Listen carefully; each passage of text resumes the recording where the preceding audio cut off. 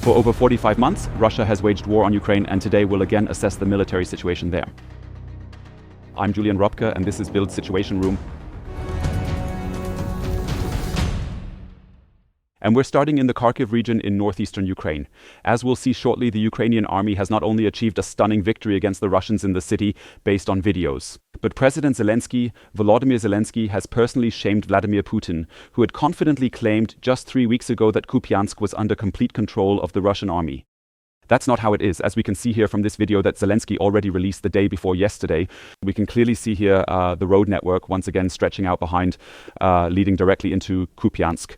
We can also clearly see the town's entrance sign right here, Kupiansk, and you can easily make out, based on the background landmarks, that in the far distance we've got the first high-rises of Kupiansk, and right in front of them there's a gas station standing. Also right at the entrance to Kupiansk. That means Zelensky was definitely standing here in Kupiansk, or precisely at the city's entrance in the southwestern part, thereby clearly disproving Putin, who on December 2nd, I think, clearly stated, "Great that we had the city fully under control." His statement was recorded and later broadcast on national television. His generals stood before him. He asked, "Do we fully control the entire city?" They replied, "Yes, completely." Yet again, just another propaganda lie, which was personally exposed by Volodymyr Zelensky. Interestingly, behind it we see this so-called stela, meaning the entrance sign of Kupiansk, and since this morning there have been various videos just emerged moments ago showing how the Russians are attacking these letters one by one with individual FPV drones, precisely because they are so furious, so enraged about it. That their propaganda has been thoroughly exposed and that Kupiansk is now, in fact and for the most part, once again firmly back under Ukrainian control. That this is the case we'll see in the following videos, where we actually see how the Ukrainian counteroffensive has advanced through Kupiansk over the past weeks. We first see how with small mobile vehicles, basically a kind of all-terrain quad, the Ukrainians are approaching the city from the west. They have to be left behind, of course, because it's just too dangerous to get any closer. The Ukrainians continue advancing on the ground, and now we can see here how the first suburbs are being entered, so the first smaller houses, and then we'll soon see larger streets being entered by the Ukrainians, who are then clearing each house from Russian soldiers one by one. That's why we also see this IFF everywhere here. I mean, these green markings on the helmet and on the shoulders, so the Ukrainians can recognize each other, recognize their comrades, and not mistake them for Russian soldiers who could be hiding in every single house and launch attacks from there.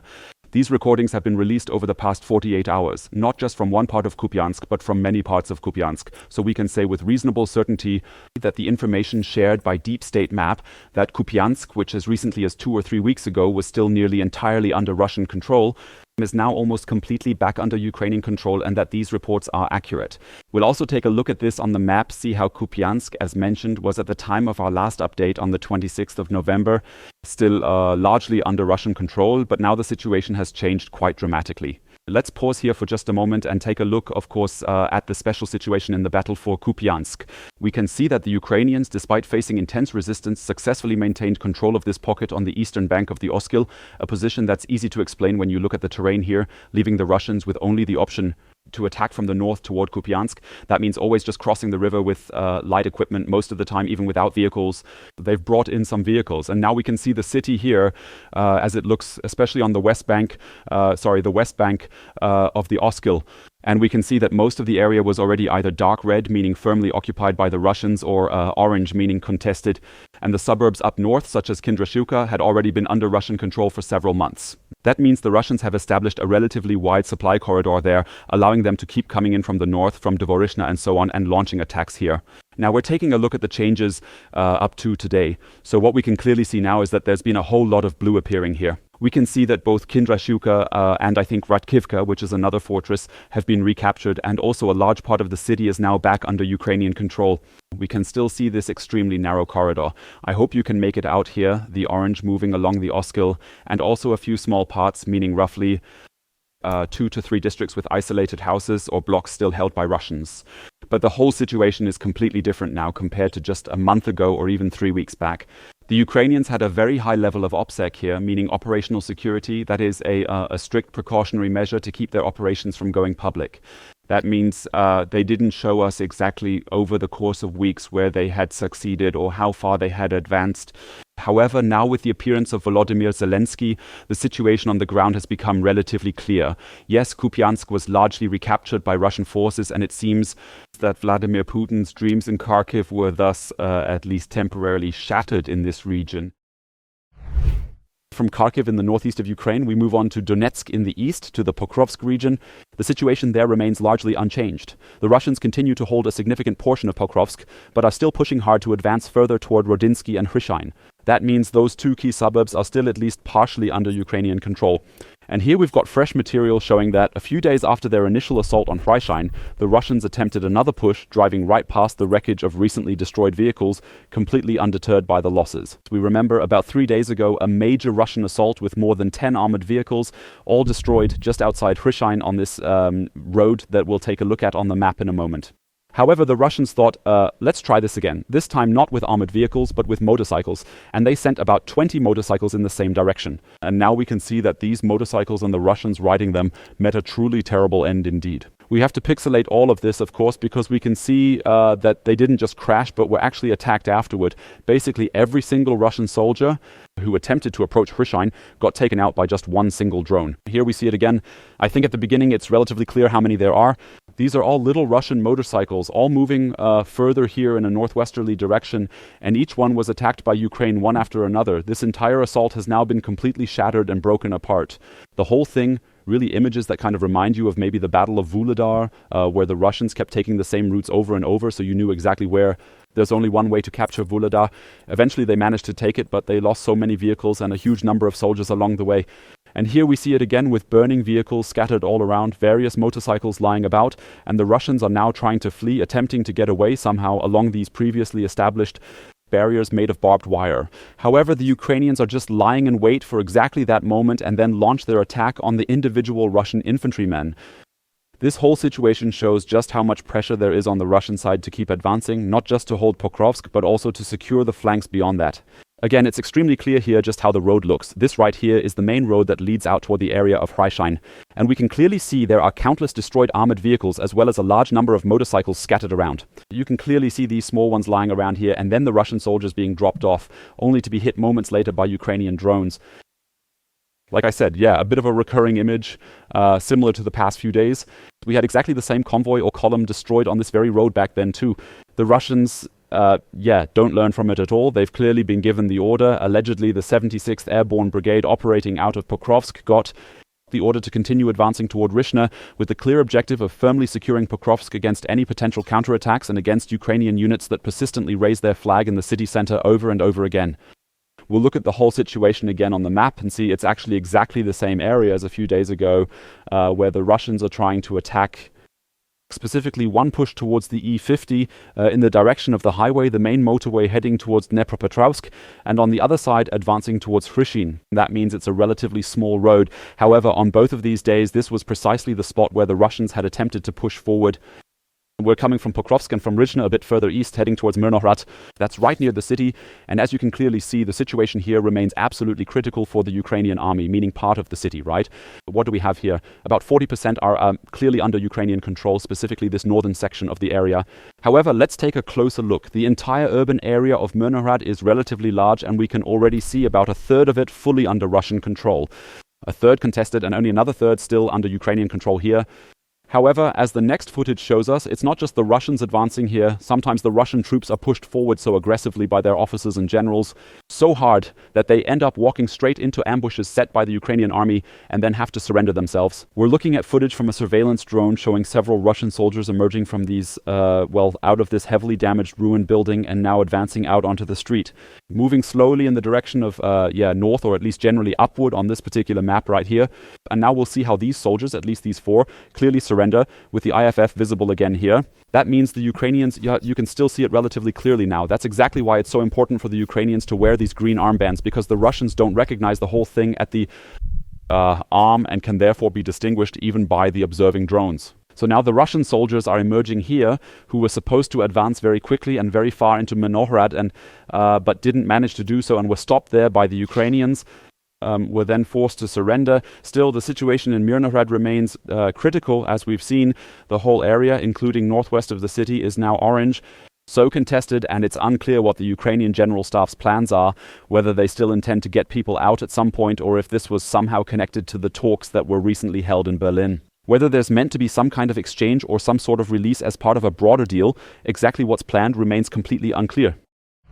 We're moving on to Zaporoizhzhia in southern Ukraine. Russia wants to conquer the entire oblast here too, which it made very clear back in 2022 with the annexation. And it's now just outside Huliaipole. We have various recordings showing exactly how heavily Huliaipole is being bombarded by the Russian army, which so far has only managed to reach a few districts. We're looking at the city center here with the larger buildings, some 4-5 story-high apartment blocks. And now we can see how the FAB bombs are being deployed by the Russian Air Force to completely flatten this entire city before they're able to capture it. As we said, we're first seeing attacks on the larger residential buildings. Heavy bombs are being used for that, and now we're also seeing attacks like we haven't seen in a long time. So we're seeing this area here, relatively urban in parts of Huliaipole. Now we're seeing attacks. We're actually seeing them right here from a Russian self-propelled howitzer, a Mr. S, 152mm caliber, which is clearly being used right in the vicinity of the city to carry out bombardments in this area here. Here too, we keep seeing the impact points. Naturally then, smaller houses, smaller structures being targeted, because with a 152mm shell like that, you just don't cause much damage to large high-rises. But with small houses, as we see here in these Dasha districts and so on, the damage is quite substantial. So the current situation is still that the Russians are actively bombarding the city using either bombs, artillery, or of course drones as well, day after day. But overall, we can clearly see they really want to take the city at all costs. Huliaipole still remains part of what they are determined to control before any sort of ceasefire could possibly take place, if that were to happen at all. The assault on Huliaipole is intensifying from multiple directions now. They're clearly trying to completely shell the city into total submission. So far, though, they haven't managed it yet. We'll also take a closer look at that on the map and see that the situation for the Ukrainian forces in Huliaipole remains just as critical as the pressure from multiple flanks increases more and more. Here, the city can be seen in the south, and as mentioned, we've actually been holding a relatively stable front line here for quite some time now, about 3 years already. But we're seeing Russian troops here, not for the first time, but actively present in the eastern part of the city again over the past few days. And this morning, there are reports that the Russians are once again trying to cut off this road up here, allegedly entering another village south of Dobropilya. There are some flags being raised there again. Whether the Ukrainians will manage to retake it like they did in Dobropilya is another question. However, the Russian army is attempting this flanking maneuver and carrying out attacks like the one just seen on Huliaipole, precisely in order to have the city under their control should the situation develop that way. They either keep shooting the city into rubble or just march straight into it, ignoring any losses, just so they can say that we took the city. Because we can also see in the following video that in Zaporoizhzhia, the Russian advance is indeed continuing along the entire front. Because not only in Huliaipole but also in Myrnohrad, a few kilometers further west, the Russian army is active, as we can see in the following video. Here we have footage from Ukraine of a new housing complex in the south of Myrnohrad, a really important frontline city, one that's been a frontline city for 3 years already. And these images sadly show the Russians now fully control this large high-rise district in the city's south, something we can clearly see here. This high-rise district, as mentioned, in the south of the city, where for now the middle building is being attacked, which we've just seen. And we'll actually see another video right away where this building is also attacked, not with small arms, but with AASM. 250 Hammer glide bombs from France. So 250 kilo bombs that are deployed by MiG-29 fighter jets. And these kinds of bombs simply wouldn't be used if Ukrainian soldiers were still holding out there. Instead, we can clearly see how Russian soldiers are repeatedly being filmed as they enter the houses and then deploy those really large bombs. And of course, this entire approach is militarily challenging to outright pointless in every possible respect, since you'd actually need a very, very large number of these AASM 250 bombs to effectively destroy such massive and heavily built structures. And on the other hand, you'd have to cause massive destruction to your own, albeit already lost buildings, just to target individual Russian soldiers holed up inside. So it's truly a lose-lose situation for the Ukrainians, who not only have to destroy their own infrastructure, but also have to use up scarce or at least rare Western weapons in the process, which puts an additional strain on their limited resources in order to move forward here. Nevertheless, we can see the Russians want to keep advancing in Zaporoizhzhia, and they're doing so in the Myrnohrad area. We can now take a look at this on the map, because we can see the major city of Zaporoizhzhia with its 700,000 inhabitants. That's still a golden apple for the Russians in the region. They'd really like to achieve that, but haven't managed it so far. However, we've just seen that both here in the Huliaipole area, which we looked at earlier, and in the center, that's the Kharkiv region, and also here near Myrnohrad. And as we zoom in now, we can see that the Russians are trying to advance along the entire Zaporoizhzhia front to gain control of parts of it. We can see it a bit here, the area forming a rough quadrangle, which our map provider, Deep State Map, renders in a fairly realistic and highly detailed manner.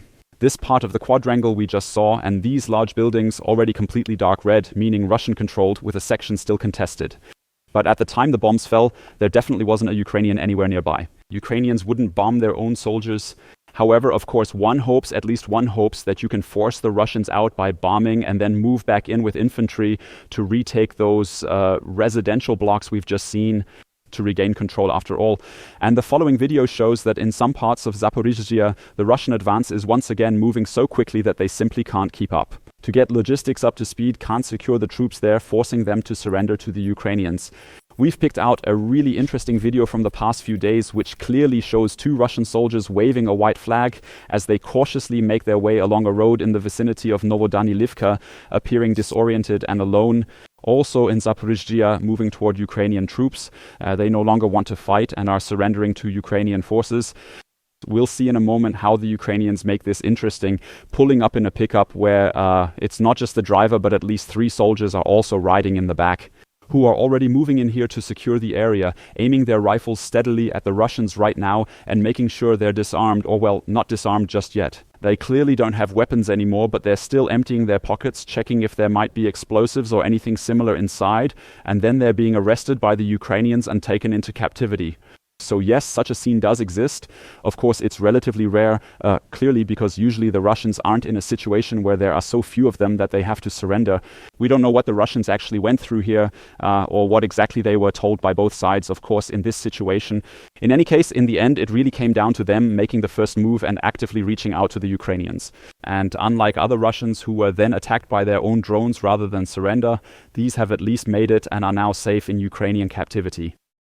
We'll take a look at the most recent long-range attacks from both sides. We'll start with the Ukrainian side. Yet again, they've carried out an attack on Crimea, not randomly targeting civilians like Russia does, but instead focusing first on very expensive radar installations at an airbase in the far south of Crimea. Here we see it, various radars important for the S-400 being attacked here. And the last thing we see is actually the most remarkable footage, because here we see an Air Force base where an AN-26, that is an Antonov military aircraft, is being prepared for takeoff. So this isn't some long abandoned aircraft that's been sitting there for weeks or months, which Ukrainian forces could just analyze on a Google Maps image and then send the drone there. But this aircraft, we'll see it in a moment, is right in the middle of takeoff prep. The rotors are up and running, the machine is powered on, and we can see that quite clearly right here. So on both sides, we can clearly see the rotating propellers of this AN-26, which is being attacked at the very moment it was just about to take off. And that's already a very impressive success for the Ukrainians, who either had really, really good intel, reconnaissance data on when the Russian aircraft would take off, or it's also possible they were just lucky at that moment and happened to hit the plane just as it was about to take off. Russia continues to attack as well, using Shahed drones, more than 100 every night or every day, sometimes even more than 600 per day.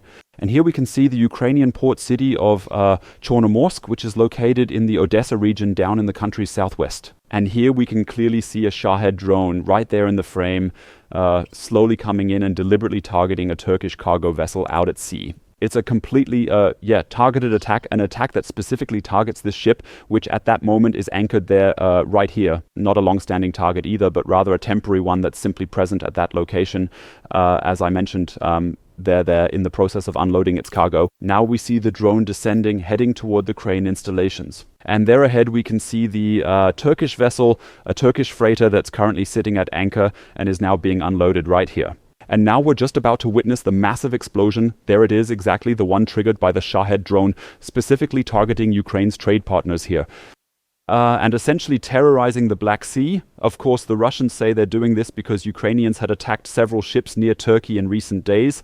That all shadow fleet vessels belonging to the Russian military, or well, to the Russian regime, which are currently under sanctions. So the Russians then figure it's perfectly acceptable to carry out an attack and completely set ablaze a freight or trade ship belonging to a Turkish civilian company. Apparently there were generators on board, which apparently is enough reason for the Russians to launch an attack here.